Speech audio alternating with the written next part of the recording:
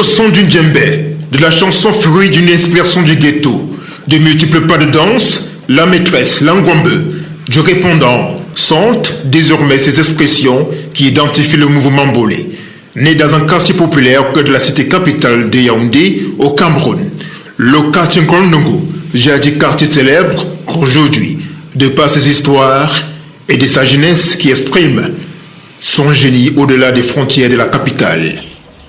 L'Indioka, dans le bonheur comme dans l'assistance dans l'Indioka, en venant te mettre une touche de bonheur, même si tu es dans le malheur comme dans le bonheur. Parce que l'Mbolé, c'est une animation qui se passe partout, dans chaque événement que tu veux, l'Mbolé est présent. En fait, à l'époque, c'était comme maintenant les jeunes appellent le verlan. Donc c'était notre façon à nous de dire que nous sommes là, que les gars du quartier sont là et ils peuvent vous apporter leur aide à leur manière. Un rythme musical qui envahit aujourd'hui le quotidien des jeunes au Cameroun, pareil comme le coupé décalé en Côte d'Ivoire dans les années 2000.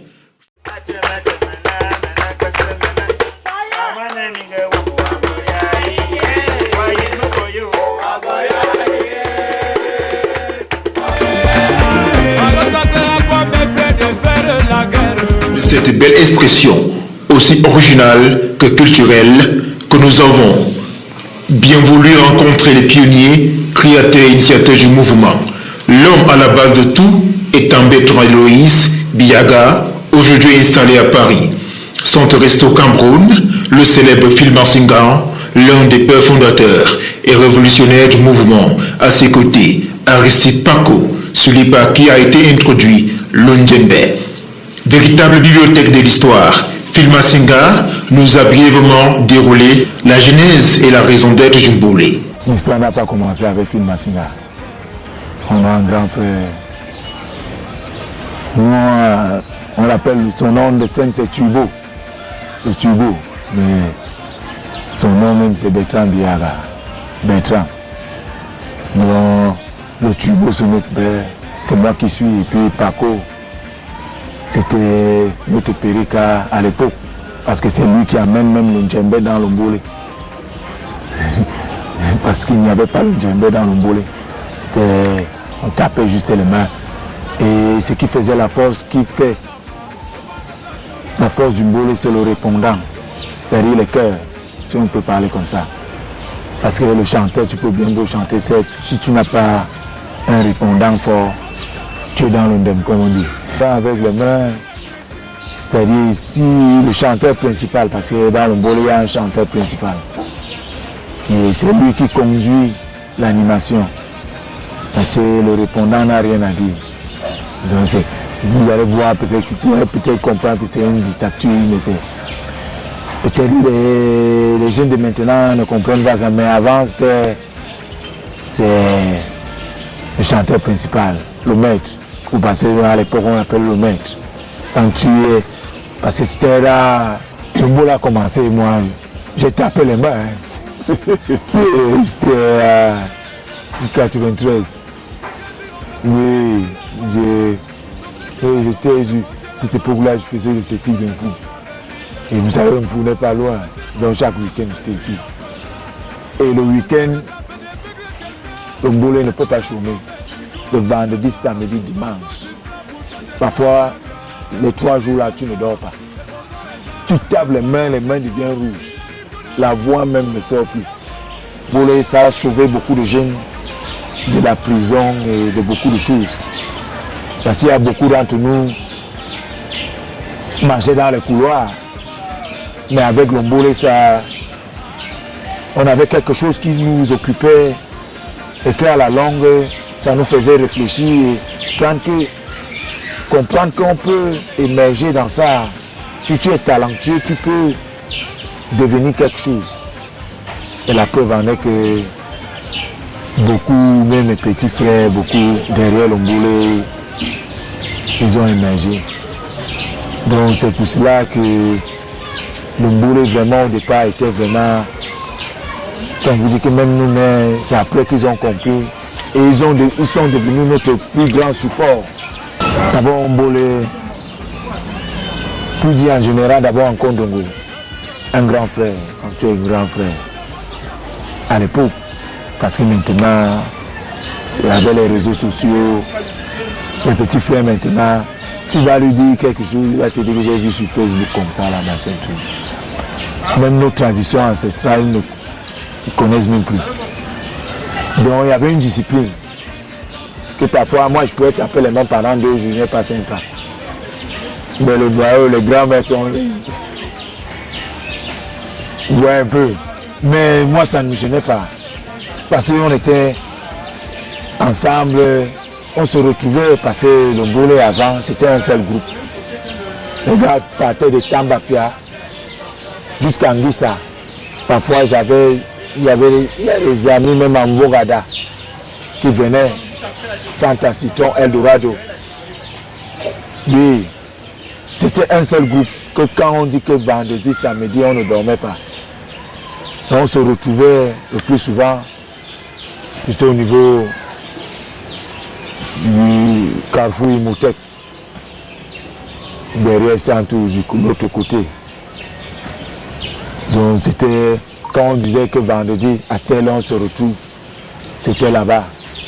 Tout le monde était au courant que vendredi, même si tu n'as pas eu un programme de manifestation, mais tu sais que vendredi, à telle heure, à partir de 17h30, 18h30, je dois déjà être à Imotech ou bien à Mintou. Donc ça, c'est un endroit mythique. Voir qu'il y a toujours presque la même ambiance. Il y a la map, il y a les gars qui vont jouer là. Donc, on garde toujours les traditions et ça permet la rencontre des gars. Ça a permis à ce que beaucoup s'en sortent et beaucoup envisagent déjà des carrières par rapport au Mbolé. Parce que ça a permis nos petits frères qui ont encore fait monter le mouvement. Un petit Malo et ils ont encore permis qu'on sache encore plus le Mbolé. Et ça permet maintenant que quand tu au Mbolé, parce que le Mbolé, on ne vient pas tâter. Si tu ne connais pas, n'entre pas dans le cercle. C'est ça le Mbolé. C'est l'exigence que Bertrand Loïc voulait apporter, que quand tu entres dans le cercle, sois capable de tenir au moins même 3 heures. C'était ça. Donc pour que tu entres dans le cercle, c'était fallait être fort. Parole au Mbolé en 96. Oui. Et c'était une veille que je ne vais jamais oublier. C'est la veille d'un grand frère, un Zambo, ZZ. Je vous dis que il y avait le tout là sur la route là. On animait, on bloquait la route. Mbolé cultive de prime abord la discipline et la politesse vis-à-vis des aînés. Au fin fond de la ghettomania, lieu où certains puisent leur inspiration, quelque part dans le quartier Kondongo. Ici, tout un autre décor décrit la vie difficile de cette jeunesse, pétrie de talent, mais au gouffre d'une certaine insécurité. Le Mbolé voit effectivement le jour en Kondongo, village du peuple Erondo, mais au sein du mouvement, on retrouve les jeunes de toutes les cultures, mais très dominés par la présence des jeunes Barça qui font exploser le Hemley au sein du mouvement. Des jeunes s'y adonnent à cœur joie, qu'ils en sont fiers de voir s'éloigner des déboires de la vie et se faire enfin respecter et accepter de tous. Car auparavant, ils n'avaient pas parole.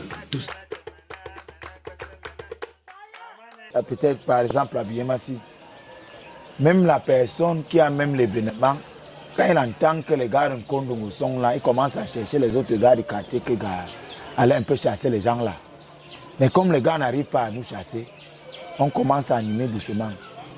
Même si on trouve la fanfare, la chorale, on commence à taper les mains. Doucement, doucement. Tous ces gens-là viennent nous retrouver. Toi-même qui as le bonheur ou le malheur, c'est toi qui nous dis qu'attendez, ne partez pas encore. Jusqu'au matin. Tu commences à nous mettre en haut.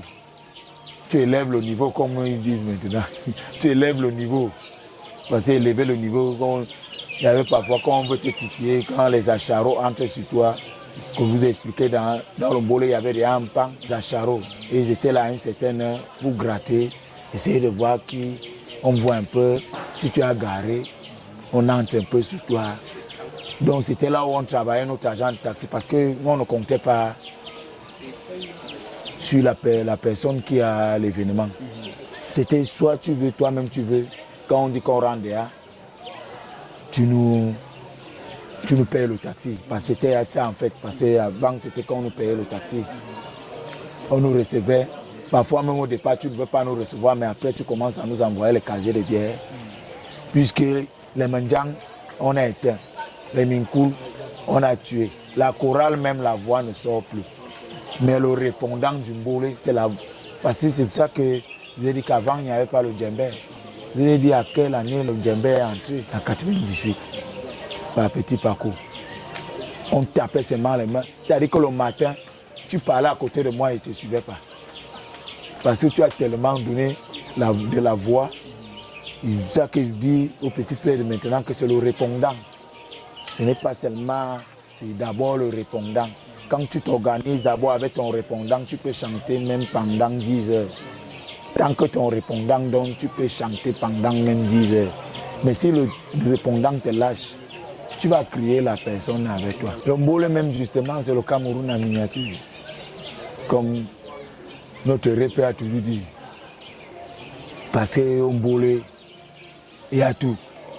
On chante les chansons, que ce soit qui viennent de l'Est, de l'Ouest. Moi, je peux commencer à te chanter une chanson du rythme de l'Ouest, mais je te chante ça en Erondo. Tu vois que même quand j'arrive, même dans une manifestation qui sont les gens de l'Ouest, quand ils chantent ça, ils se disent que je vais peut-être chanter à l'heure, mais je commence à chanter à mon patois. Ils apprécient encore plus. Dans le Mbolé, il y a tout.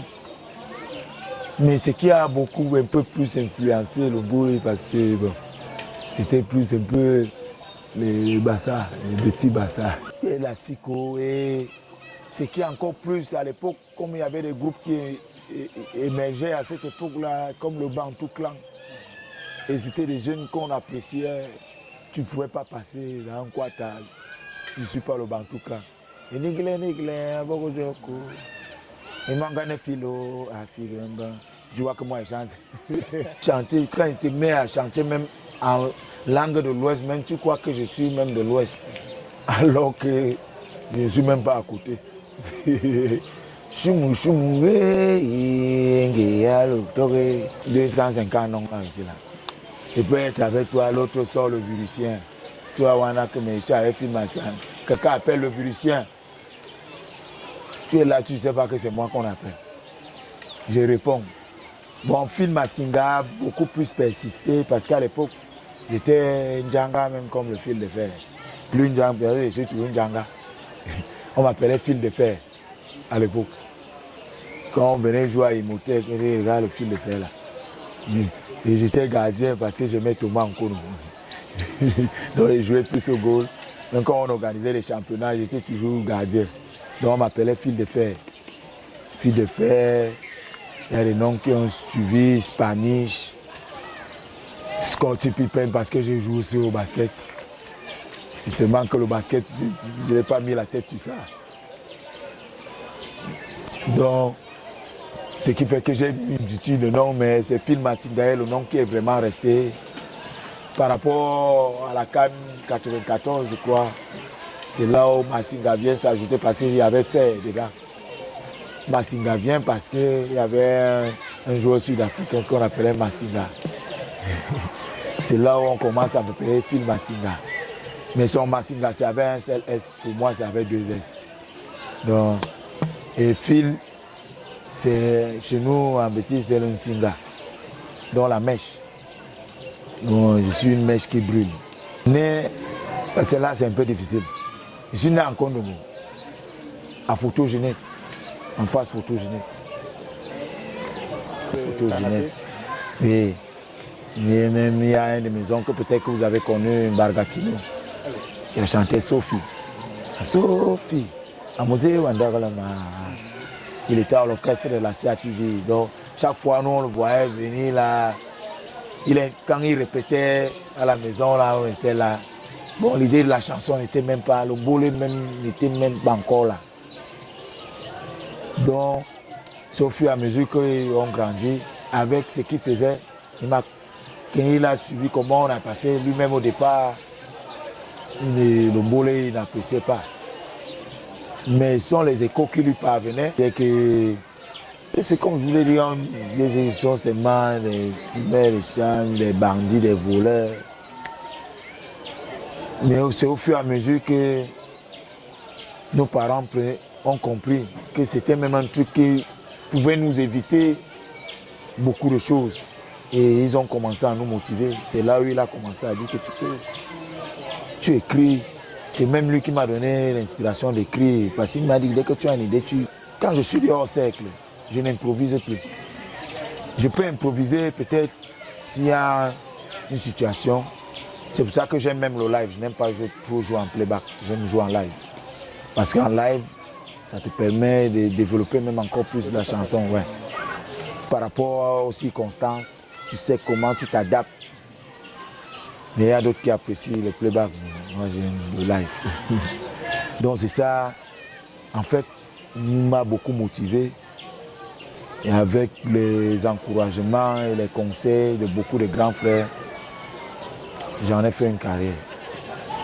Et beaucoup m'ont suivi. Il y a même beaucoup de mes petits frères qui ont éclaté même avant moi, qui ont même fait connaître le Mbolé.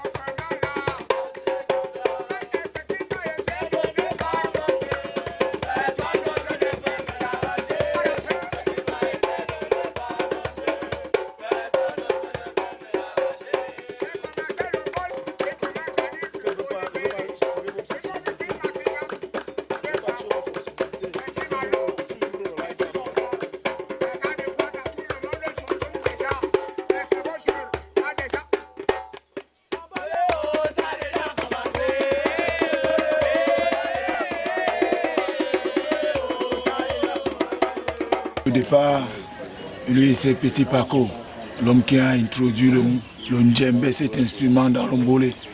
Parce qu'avant, on ne tapait que les mains, hein, Paco. Ouais. Oui. Et on faisait mal. Et quand tu as introduit le mbolé, ça a changé. Oui, ça a changé. Et c'était aux années 97-98 que Paco a apporté le ndjembé dans l'ombolé. Merci, vraiment, merci, je suis content. Le mbolé, c'est comme ça, comme on a toujours dit, mon grand frère l'a dit tout à l'heure. Le mbolé a commencé comme les blacks, nous assistons toujours parce qu'on n'a pas, nous n'allons pas arrêté. Avec les Bertrand Loïc, tous ses frères, les Bernard Lama, nous avons commencé comme les blacks. Nous assistions les mariages, les baptêmes, tout ce qui peut avoir d'intéressant au quartier, même de négatif ou de quoi. Nous allions juste. Ce qui a rendu ça maintenant populaire, c'est aussi parce que, avec la venue des réseaux sociaux, les télés comme le vous, ça nous avance, ça nous fait avancer. Donc, ce qui fait que le mbolé, ce n'est pas moi, ce n'est pas tel, ce n'est pas tel.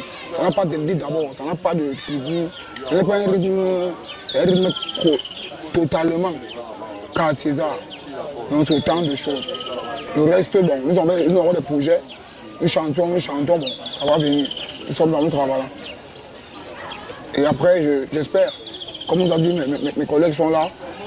Et comme le mbolé déjà, ce n'est plus, il y a une corporation et tout. Il y a beaucoup de choses. Ce qui fait que le mbolé, nous voulons seulement que ça aille de l'avant. Comme ça a commencé. Nous nous sommes dit, pourquoi ne pas aussi créer un rythme camerounais, typiquement camerounais. On n'a pas besoin de... Il y a les fêtes où on fait des anniversaires, où on écoute que le mbolé. Totalement, il y a le zouk en mbolé, il y a le rap en mbolé, il y a le mbolé simple, il y a le mbolé tout. Donc, nous espérons vraiment que cette musique va nous valoriser.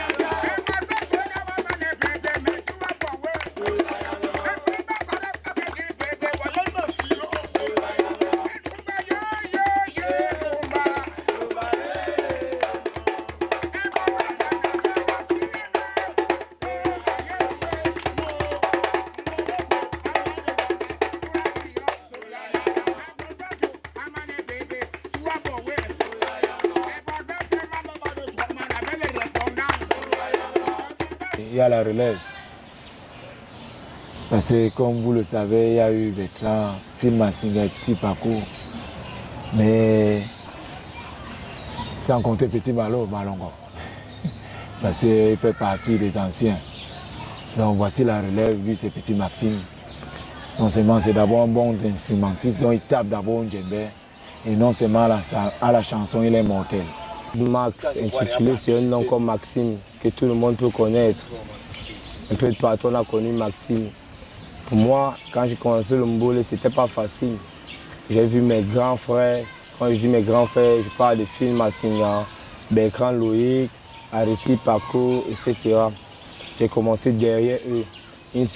Moi, j'aimerais que le Mbolé puisse arriver à un niveau où tout le monde écoute ça. Parce que ça porte beaucoup de messages. Beaucoup de messages.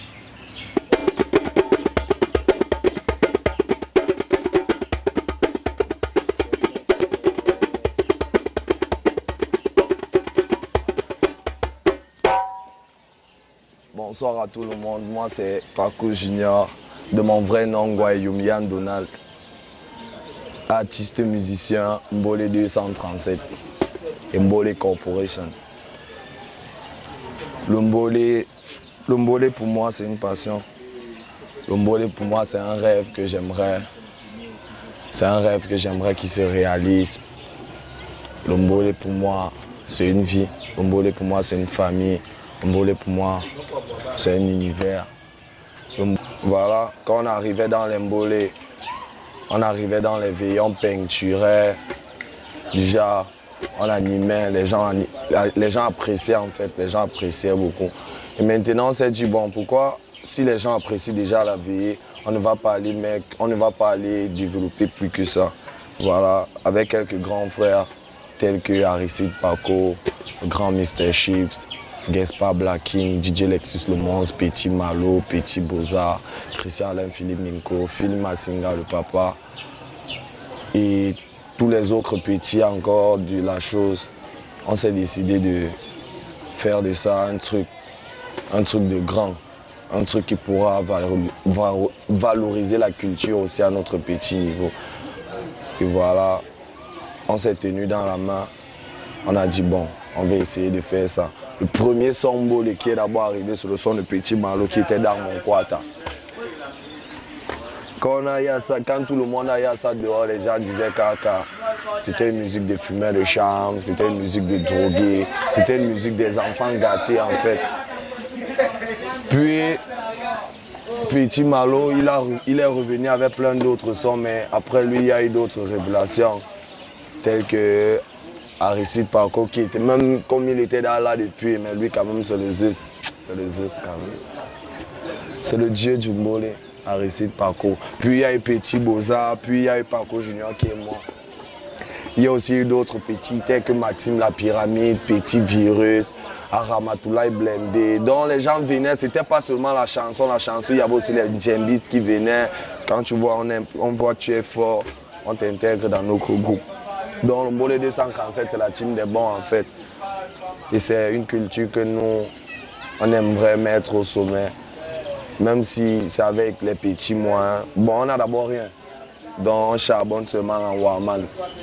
Parce que nous sommes les enfants du Gougron. Oui. Parler aussi, c'est un peu trop un genre. Moi personnellement, moi m'appelle Paco Junior. Et moi, je vais revenir en système une place. Petite explication simplement. Petite explication. Oh, y a tapé les mains, Paco Junior, j'ai commencé. Quand l'instrumental commence, c'est où je deviens ma boule. Parmi les plus grands, moi je chante en cagoule. Depuis que si j'enlève, on m'éclate la ciboule. Tous les gars de mon quad me trouvent toujours cool. Parce que au Mbolé, nous on roule bien le moule. Avec les petits dos, je vais go à Séoul. Pourquoi pas en Guanzoul, c'est vraiment la dégaine. Et pardon, tapons les mains, Paco Junior, moi j'ai commencé. Seulement les mains, Paco Junior, moi j'ai commencé. Seulement les mains, Paco Junior, moi j'ai commencé. Qu'est-ce qui s'est passé? Le Mbolé a pris le dessus sur les boys. Je n'entends rien, le Mbolé a pris le dessus sur les... Qu'est-ce qui s'est passé? Le Mbolé a pris le dessus sur les boys. Je n'entends rien, le Mbolé a pris le dessus sur les boys.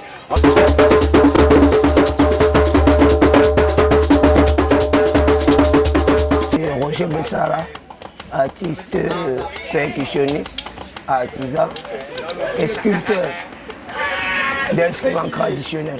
Maintenant, le marché concernant mes articles, ça se lie plus avec, je peux dire, dans la tradition, donc, dans les danses traditionnelles, je veux dire. Et aussi pour certaines animations de mariage, anniversaire, ou alors ce qu'on appelle vraiment le mbolé chez nous. Voilà. Et la relation qui me lie avec ces gens, ça se limite peut-être au niveau de l'achat du matériel ou alors au niveau de la location. Et aussi d'autres viennent se faire former. Dans le domaine, ça fait pratiquement 18 ans. Donc j'ai commencé ça un peu tout petit. Et j'ai pris ceci du côté de mon papa, entier, mais n'est pas ancré en profondeur comme moi, dans le bois. Bon, pour moi, le mbolé, c'est une manière de représenter ce qu'on a à l'intérieur de soi. Peut-être que ça peut être la joie comme une déception aussi. Peut-être pas le cas de deuil. Ça peut être la joie avec ses amis, jouer, partager un mot et peut-être un mot aussi.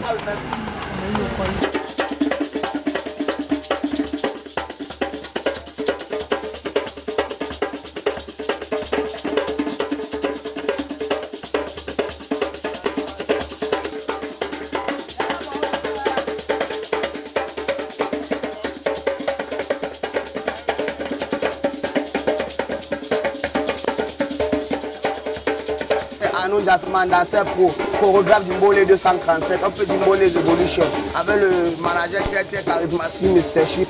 Justement, pourquoi, si vous voyez, nous, on a œuvré pour ça, c'est pour vous faire monter la culture, pour vous faire voir, pour vous faire comprendre de la réalité du Mbolé. Ça sort d'abord des sous-quartiers. Moi, je suis un danseur chorégraphe. Si vous avez vu certaines danses, certains pas de danse, c'est grâce à moi en grande partie, mais pas moi seul, parce que nous tous on monte en tout ça par rapport à ça. Quand on parle de la maîtresse, ça veut dire quoi? Ça veut dire que tu joues avec le pied. Tu joues pied gauche, pied droit, pied gauche, pied droit. Tu peux tuer ça, tu peux tuer ça.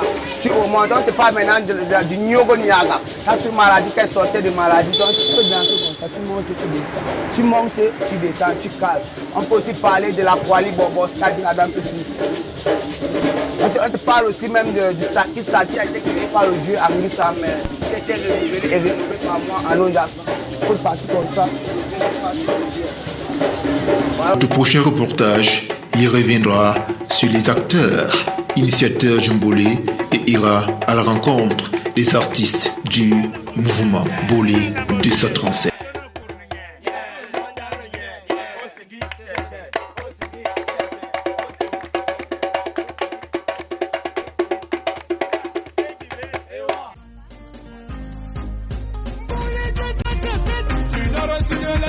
Nous sommes tous